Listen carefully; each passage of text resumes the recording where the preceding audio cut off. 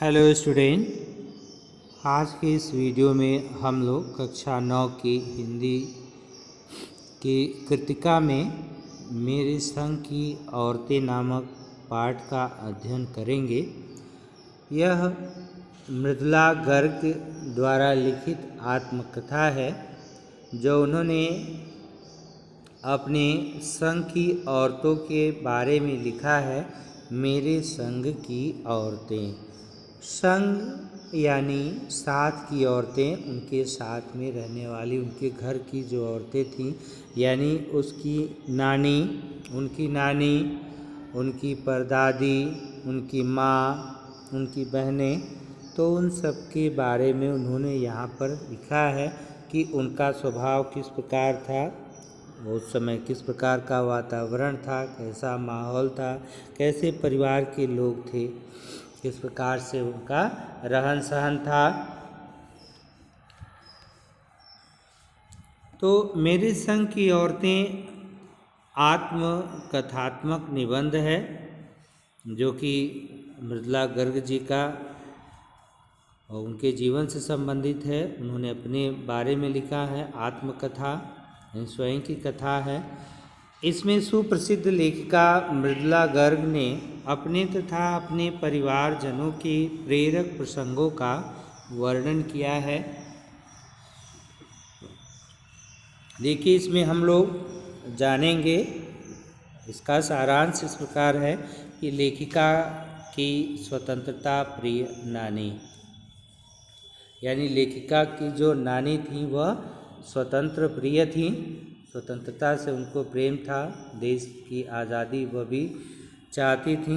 लेखिका की नानी लेखिका के जन्म से पहले ही मर गई थी, इसलिए लेखिका उनसे कहानियाँ नहीं सुन सकी। शायद इसी कारण लेखिका लोगों के लिए कहानियाँ लिखती हैं, परंतु उसकी नानी की कहानी भी रहस्यमयी है। वह जीवन भर अनपढ़ और पर्दानशी रहीं। उनकी शादी विलायती रंग में रंगे व्यक्ति से हुई थी। जब उसके पति कैम्ब्रिज विश्वविद्यालय से बैरिस्ट्री पढ़ कर आए और विलायती रहन सहन में रहने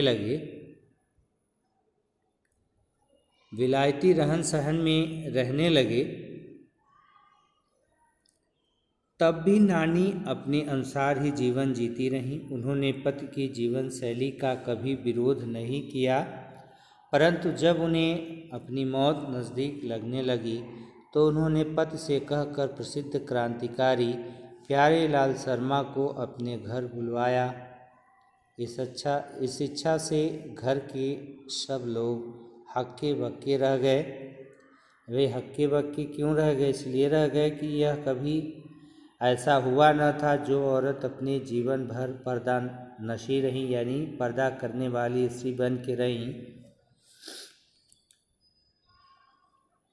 वह अचानक से किसी पराये मर्द को बुलाने लगी, वो भी मिलने के लिए, अपने पति के दोस्त प्यारेलाल शर्मा से मिलने के लिए, जो कि उनके पति के दोस्त हुआ करते थे। तो उनकी इस इच्छा को सुन करके लोग आश्चर्य में पड़ गए।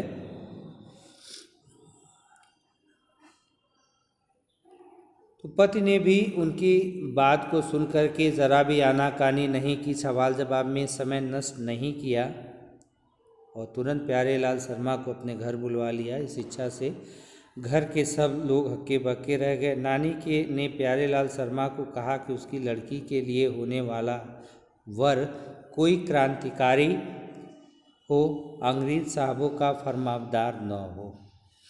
फरमाबरदार मतलब आज्ञाकारी। फरमाबरदार का अर्थ होता है आज्ञाकारी। तो आज्ञाकारी होता है फरमाबरदार का अर्थ जो है। उसकी इस इच्छा से उसके आज़ाद ख्यालों का अनुमान सहज रूप से लगाया जा सकता है।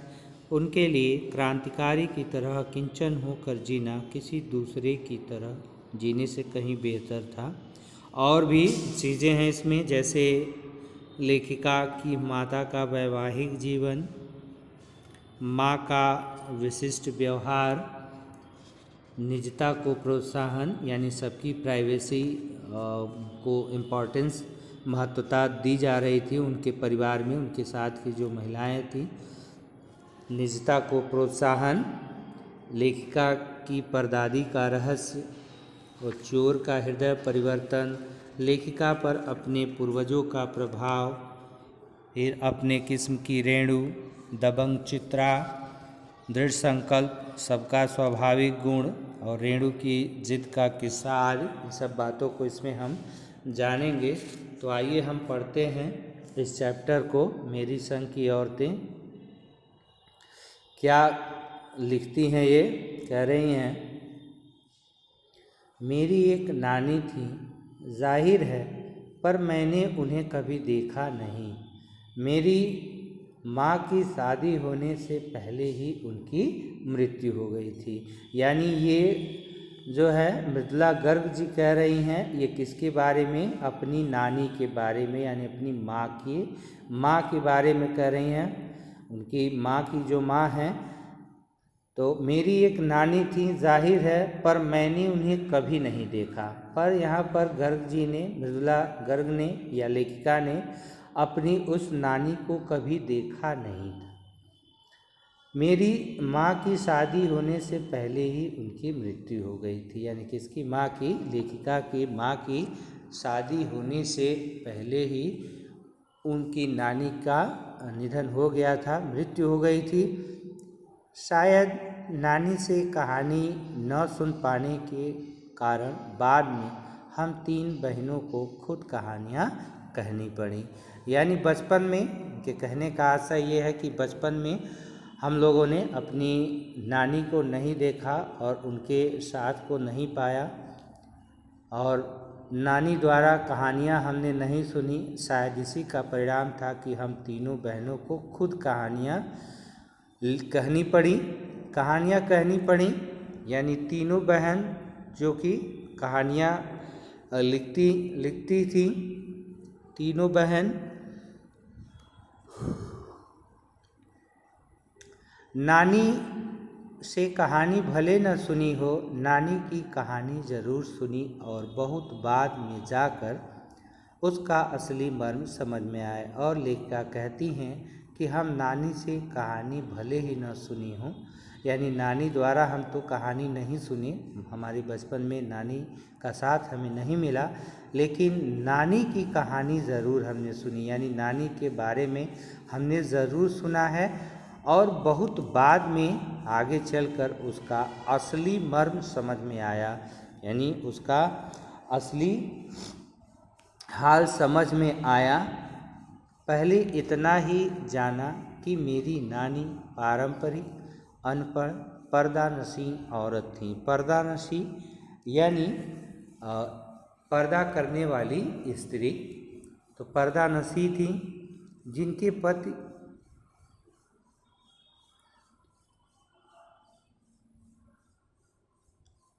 शादी के तुरंत बाद उन्हें छोड़कर बैरिस्ट्री पढ़ने विलायत चले गए थे। यानी कानून की पढ़ाई पढ़ने के लिए वह विलायत चले गए थे।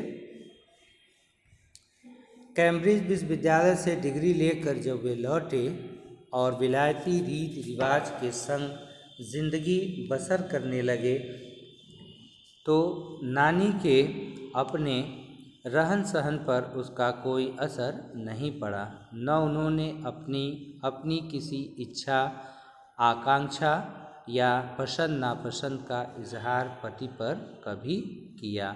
यानी उनके पति जो है विलायत चले गए पढ़ने के लिए कानून की पढ़ाई, और उन्होंने कैम्ब्रिज विश्वविद्यालय से डिग्री ली और वहाँ से वापस आए और विलायती रीति रिवाज के संग जो है ज़िंदगी जीने लगे।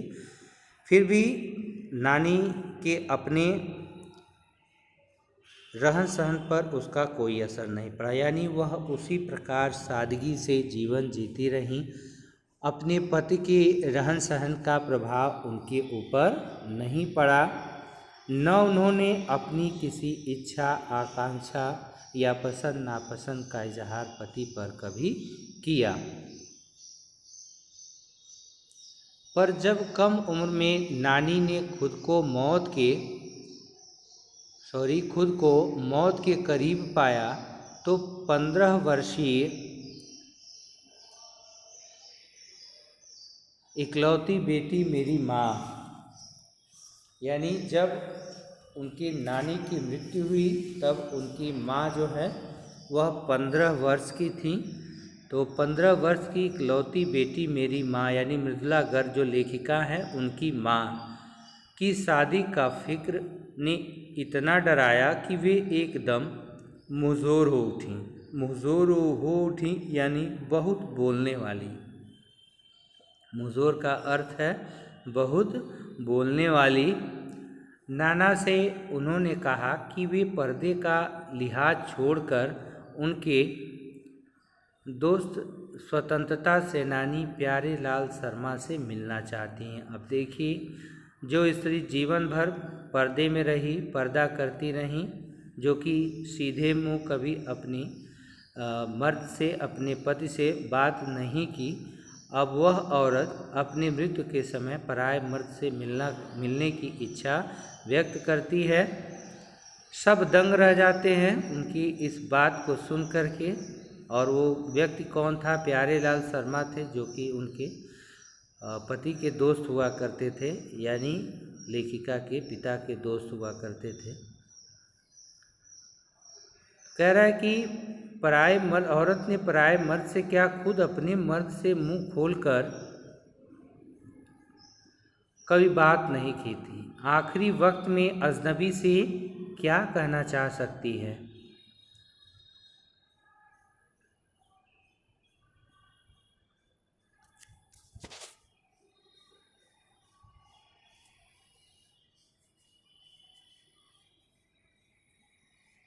पर नाना ने वक्त की कमी और मौके की नज़ाकत की लाज रखी। सवाल जवाब में वक्त बर्बाद करने के बजाय फौरन जाकर दोस्त को लिवा लाए और बीवी के हुजूर में पेश कर दिया। यानी उनके पति ने जब ऐसा देखा, अपनी पत्नी को मृत्यु के करीब पाया, तो उन्होंने बिना समय गंवाए अपनी उस पत्नी की इच्छा को पूरा करने में ही भलाई समझी और तुरंत जो है मौके की नज़ाकत समझकर उन्होंने अपने दोस्त को वहाँ पर ले आए वह, और अपनी बीवी के हुजूर में पेश कर दिया। अब जो नानी ने कहा वह और भी हैरत अंगेज था। उन्होंने कहा, वचन दीजिए कि मेरी लड़की के लिए वर आप तय करेंगे।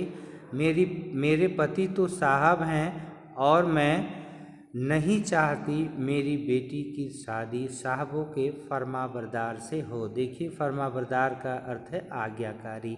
यानी इस कथन से ये आशय निकलता है, इसका मतलब यह है कि लेखिका की जो माँ थी वो एक पर्दा नशी स्त्री होते हुए भी उनके अंदर कहीं न कहीं देशभक्ति की भावना पनप रही थी। वह एक आज़ाद ख्याल की भी महिला थी जो अपने देश की आज़ादी चाहती थी, और उन्होंने इसीलिए कहा, अपनी इच्छा व्यक्त की कि मेरे साहब तो फरमाबरदार हैं, यानी आज्ञाकारी हैं, सरकारी मुलाजिम हैं, कर्मचारियों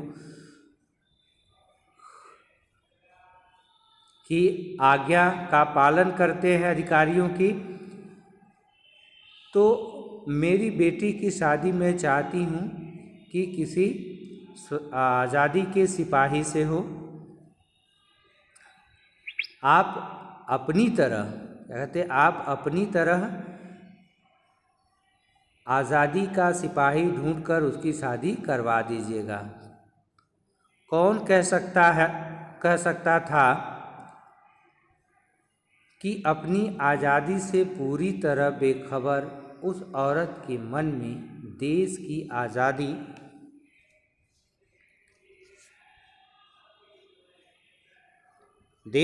आज़ादी से पूरी तरह बेखबर उस औरत के मन में देश की आज़ादी के लिए ऐसा जुनून होगा।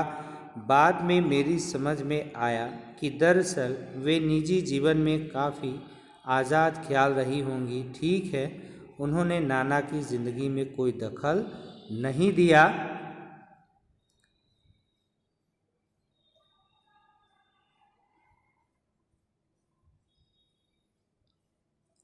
न उसमें साझेदारी की, पर अपनी ज़िंदगी को अपने ढंग से जीती जरूर रही। पारंपरिक घरेलू उबाऊ और खामोश ज़िंदगी जीने में आज के हिसाब से क्रांतिकारी चाहे कुछ न रहा हो, दूसरे की तरह जीने के लिए मजबूर न होने में असली आज़ादी कुछ ज़्यादा ही थी।